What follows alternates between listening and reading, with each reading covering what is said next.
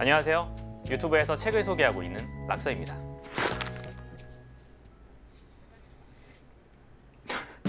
락하 여러분 안녕하세요. 락서입니다. 커피 좀 마시고 시작할게요.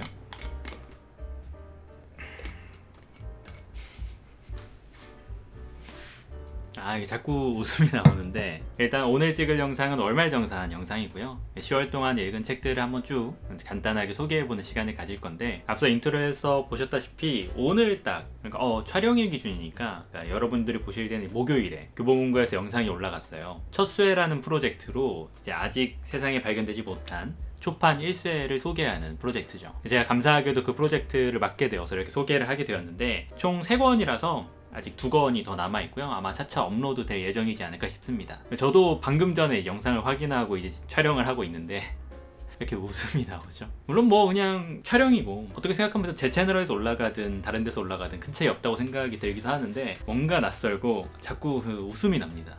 웃긴 게 아닌데도 불구하고 말이죠. 아마 저만 그런 거 아니죠? 아무튼 이 컨텐츠 가서 댓글도 좀 달아주시고 좋아요도 눌러주시고 관심 좀 많이 가져주시면은 제가 이후에 혹시 또 소설, 첫수혜 프로젝트를 맡게 될 수도 뭐 있을까요? 뭐 그런 날이 또 온다면은 재미있을 것 같으니까 많은 관심 부탁드립니다. 자, 그래서 오늘 제가 이제 10월에 읽은 책들을 한번 소개해 드려 볼게요. 이번 10월에는 권수로 따지면은 4권을 일단 읽었고요. 근데 사실 일 때문에 읽은 책들, 그러니까 뭐 이렇게 교보를 통해서 일하거나 아니면 다른 출판사를 통해서 일하거나 이런 책들은 제가 좀 웬만하면 빼려고 해요. 왜냐면 이제 광고를 진행한 책이기도 한데 그것에 대해서 또 이렇게 바로 월말정산에서 이야기하기 좀 부담스러운 부분도 없잖아 있어가지고. 그래서 사실 일 때문에 읽은 책까지 포함하면 거의 한 4권이 더 추가돼서 총 8권 정도를 읽었는데 오늘 소개해드릴 책은 저 개인적으로만 읽은 4권의 책을 소개해드려 볼까 합니다. 소개라기보다는 뭐 제 간단한 그냥 이야기 들어보신다 생각하시는 거죠. 첫 번째 책, 4권밖에 못 읽은 이유 중엔 이게 사실 가장 큽니다. 바로 퓨도르 도스토옙스키의 죄와벌. 그니까요. 제가 이걸 다 읽은 거 아니겠습니까? 이 두꺼운 책을 이게 진짜 보이시죠 지금? 사실 아직 제가 해설 부분까지는 못 읽긴 했거든요. 아마 해설 빼면은 800쪽이 좀 넘는 작품이고 해설까지 포함하면은 해설만 해도 한 150쪽 가까이 되는데요. 어떻게 생각하면 아직 다 읽지 않았네요. 또 이 작품이 너무 유명한 작품이잖아요. 그러니까 읽어보시진 않더라도 도스토옙스키 이름을 모를 순 없고 또 죄와벌이라는 이름 역시도 당연히 들어보는 것 중에 하나잖아요. 저도 이전에 이 작품을 읽기 전에 10월 딱 되기 전까지는 갖고는 있지만 언젠간 읽어야 되는데 계속 생각을 해오던 책이거든요. 그러다가 그래 지금이 아니면 타이밍이 없다 더 이상 11월? 12월? 애매해. 지금 딱 읽어야지 맘 잡고 딱 읽어야 올해 안에 죄와벌을 읽을 수 있다 이런 생각이 좀 들어가지고 10월 첫 책으로 한번 시작을 하게 되었는데 저는 한 뭐 좀 부지런하게 읽으면 보름 정도 걸릴 거라 생각했는데 조금 그것보다 더 오래 걸린 것 같아요. 뭐 아시다시피 한강 작가 뭐 그런 이슈도 있고. 근데 여러분 그거 아세요? 아직 그게 한 달도 안 됐어요. 이제 3주 정도 됐나? 채널은 빠르게 정상화의 과정을 걷고 있는데 좀만 더 오래 가지 아쉽기도 한데 아무튼 죄와벌은 내용이야 아마 뭐 여러 군데 요약도 잘해오는 곳들 워낙 많기도 하고 좀 복잡하고 긴 내용이잖아요. 근데 대략적으로만 이야기해드리면은 한 대학생인 라스콜니코프라는 한 대학생이 이제 초장부터 뭔가 의미심장한 계획을 갖고 있는 병적으로 느껴지는 무언 생각을 가지고 움직이기 시작해요. 그게 뭐냐면 결국에 이제 어떤 노파를 죽이는 건데 그 노파가 이제 고리대금업자거든요. 그러니까 이 라스콜니코프 입장에선 이 노파는 사회의 이 같은 존재다. 해로운 존재다 이렇게 생각을 하고 일종의 우월한 의식, 자신은 우월한 종족이고 다른 사람과 구분되는 그래서 어떤 권리를 갖고 있고 인류를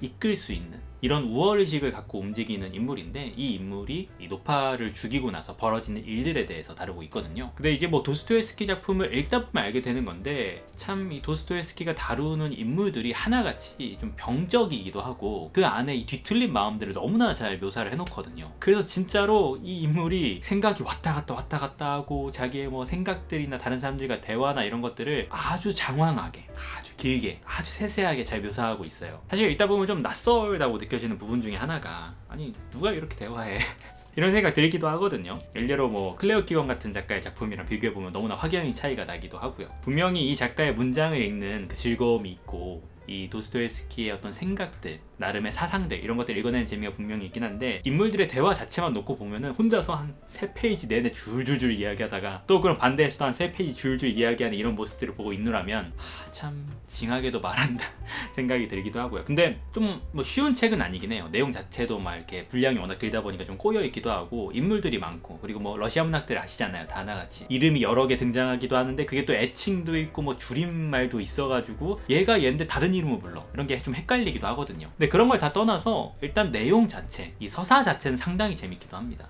왜냐면 결국에 살인사건과 관련된 이야기이기도 하고 그 과정 속에서 이 인물들 간의 추리적인 싸움, 이 신경 싸움이 엄청나게 예민하게 잘 드러나긴 하거든요. 그래서 서로 겉으로 드러내진 않지만 대화 속에서 진짜 비수가 왔다 갔다 하는 그 느낌을 받으실 수 있습니다. 그래서 상당한 분량에도 불구하고 막상 집으면 뭐 100페이지, 뭐 200페이지 잡으면 읽는 건 어렵지 않은 책이기도 하고요. 그럼에도 제가 이렇게 말해도 사실 시작하기가 어려운 책이라는 건 저도 압니다. 이 분량의 압박 때문에. 그럼에도 너무나 유명한 책이기도 하고 정말로 읽다 보면 술술 넘어갈 수 있는 책이니까 여러분들도 이번 기회에 너무 늦지 않게 한번 읽어보시면 좋을 것 같습니다. 제가 갖고 있는 이 판본은 열린 책들에서 나왔던 The Essential 판본이었나?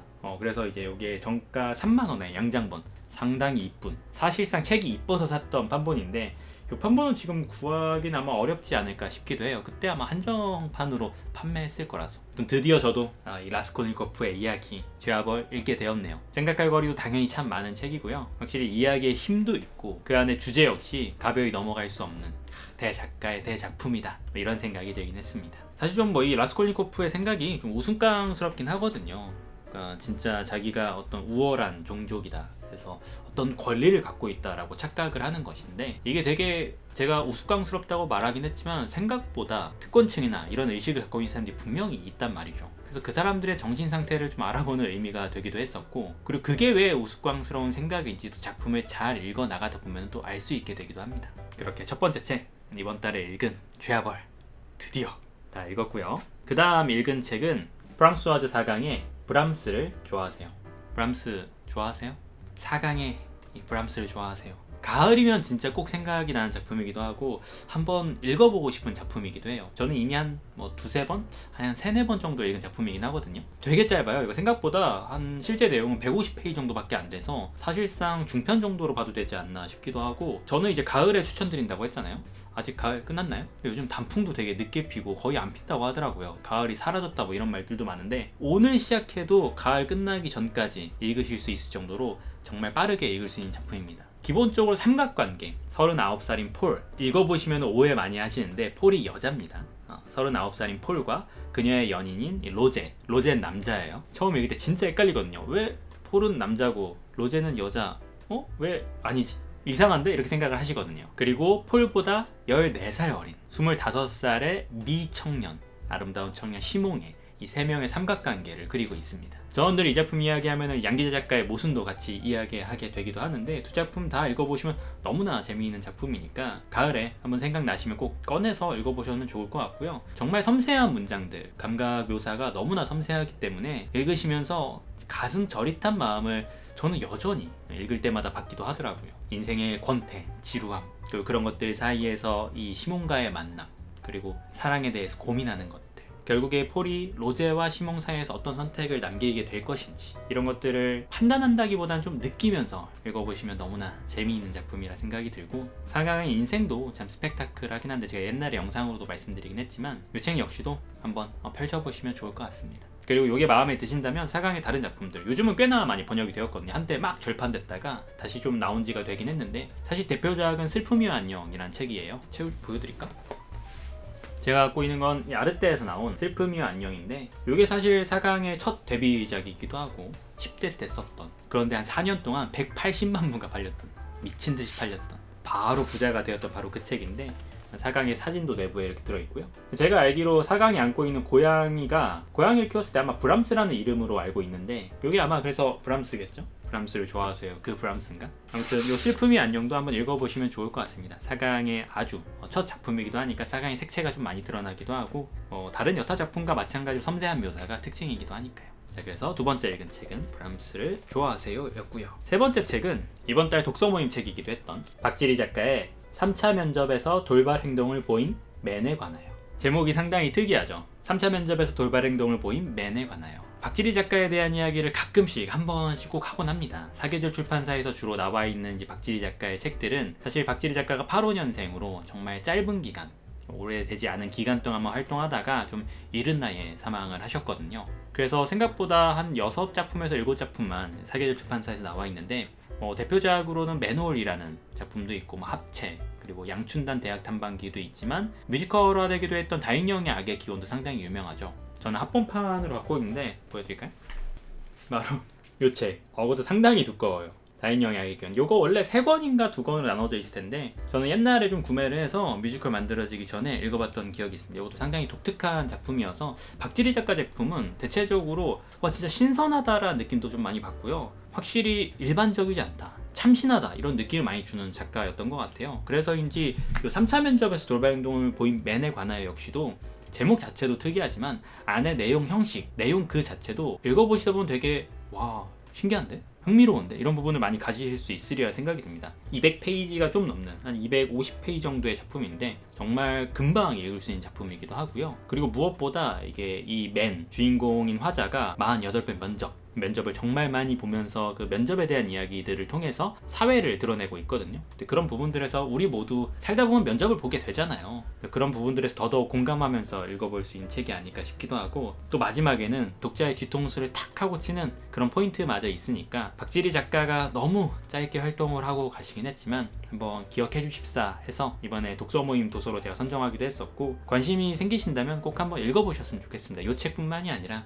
맨홀도 좋고 좀 두껍긴 하지만 다인형의 악의 기원도 괜찮고요. 이것도 거의 장르처럼 되게 재미있게 읽히는 편이라서 막상 읽는 데에는 크게 힘들지 않으리라 생각이 들어요. 제가 이번에 박지리 작가 이야기를 다시 하면서 많은 분들에게 한번 읽어보시라 이야기했더니 꽤 시작하신 분들이 좀 있는 것 같더라고요. 근데 역시나 너무 재밌어요 이런 말들이 많아가지고 좋은 작가구나 이렇게 생각이 들긴 합니다. 사계절 출판사에서 정말 사랑하는 작가, 그래서 박지리 문학상까지 만들어서 심사를 계속하고 있는 박지리 작가의 3차 면접에서 돌발 행동을 보인 맨에 관하여 였고요.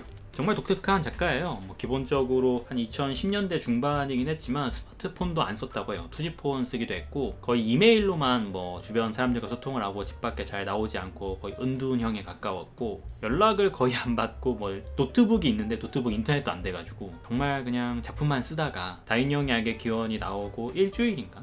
얼마 안 돼서 돌아가셨다고 합니다. 그래서 좀 많이 안타까운 작가죠. 앞으로 더 많은 활동들, 더 독특한 작품들, 그녀만의 세계를 더 보여줄 수 있으리라 생각했는데 저도 접했을 때는 이미 박지리 작가가 돌아가셨다는 이야기를 후에 듣고 난 거라서 국내에 이런 작가도 있었다 정도 기억을 해주시면 될 것 같고, 좀 막바지에 정말 빠르게 이틀 만에 거의 하루 만에 읽을 수 있을 정도로 흡입력이 강한 그 다음 책은 조이스 캐럴 오츠의 좀비, 미러키의 식인귀 제프리 다머의 충격적 삶을 몽타주한 영미권 노벨문학상 유력 후보 오츠의 기념비적 공포소설. 영미권 노벨문학상 유력 후보, 하지만 한강 작가가 받았죠. 이렇게 이야기하면 좀 그렇긴 한데, 좀비 어느 살인자의 이야기 이 책 제가 지난날 이제 익명의 구독자로부터 받은 책인데 조이스 캐럴 오츠 작품을 저는 이번에 처음 읽어봤거든요. 진짜 재밌더라고요. 이제 정말 앉은 자리에서 거의 후루룩 읽을 정도로, 그래도 분량이 아예 짧진 않거든요. 근데 생각보다 안에 여백이 많긴 해요. 되게 챕터가 잘게 쪼개져 있고, 그래서 260쪽이라고 해도 실제로 텍스트 양은 그렇게 많지 않긴 한데 정말 흡입하다시피 몰입해서 금방 읽을 수 있는 책이었습니다. 그래서 저는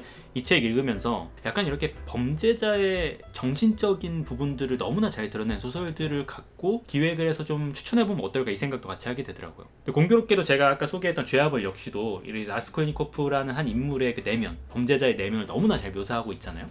죄아벌도 같이 꼽을 만한 것 같고, 나중에 아마 영상을 만들 수도 있게 하겠지만 저는 노통부 작품도 좀 생각이 나기도 하고, 그리고 메카시의 신의 아이라는 작품도 같이 생각이 나기도 해요. 아무튼 여타 이런 약간 범죄자들, 그러니까 좀 정신세계가 독특하다고 해야 되나? 좀 역겹다고도 생각이 드는 이미 비틀려진 인간들, 이런 사람들의 내면 세계를 바라보는 일은 흥미로울 수밖에 없기도 하고, 또 사실 작품 자체가 좀 뭐랄까 역겨운 부분들이 당연히 있거든요. 주변 사람들을 좀비로 만들어야겠다, 자신의 타겟을 삼아가지고, 그래서 어떻게 얼음 송곳으로 이렇게 코가 아니라 눈에 이렇게 찔러가지고 뇌를 어떻게 하고, 이런 내용들이 좀 들어가 있다 보니까 생각하시기에 따라서 좀 역겹다 이렇게 생각할 수도 있을 것 같습니다. 아까도 말씀드렸다시피 이 제프리 다머, 미러키의 식인기, 전설적이란 표현이 좀 그렇긴 한데 그만큼 너무나 기괴했던 이 연쇄 살인마의 이야기를 모티브로 하고 있거든요. 제프리 다머는 아마 뭐 여타 영화라든지 컨텐츠로 많이 이야기가 워낙 많이 있기도 하고 유튜브 같은 데 찾아보시거나 인터넷만 찾아보셔도 제프리 다머 이야기가 정말 많을 거예요. 근데 실제로는 이 작품 속에서 나오는 것보다 더 끔찍하다고 여겨질 정도로 정말 막상 찾아보시면 와, 어떻게 이럴 수 있지 이런 생각이 절로 드는 사람이었습니다. 사람? 악마였죠. 악마라고 이야기하면 또 그럴라나. 아무튼 이 좀비, 그 제프리 다머의 삶을 모티브로 해서 한 인물의 이야기를 그려내고 있고 병적인 뒤틀린 인간의 내면을 주변 사람들이 속여가면서 자신의 이 욕구를 어떻게 하지 못하고 계속해서 찾아다니는 그 인간상을 너무나 잘 드러내고 있기 때문에 관심이 생기신다면 좀 한번 읽어보셔도 될 것 같고요. 다만 저는 이 작품 읽으면서 그래 인간이 제일 무섭긴 하구나. 그러니까 뭐 그냥 진짜 범죄를 저지르고 이런 수준이 아니라 우리 주변에 누구나 사람마다 조금씩 뒤틀린 구석이 있고 또 사실 이런 연쇄살인범들 이런 사람들은 얼굴에 자기가 연쇄살인마라고 쓰고 다니는 게 아니잖아요. 늘 평범한 모습들을 하고 있고 근데 그냥 그 사람의 어떤 기호라든지 순간적인 충동 때문에 누구는 살고 그 사람을 스쳐가는 그 수많은 사람 중에 누구는 죽고 누구는 살고 끔찍하게 살인당하기도 하고 그냥 아무렇지 않게 그냥 착하고 조용한 사람이 이렇게 기억하게도 되기도 한다는 게 뭐 당연히 그럴 수밖에 없다고 생각하면서도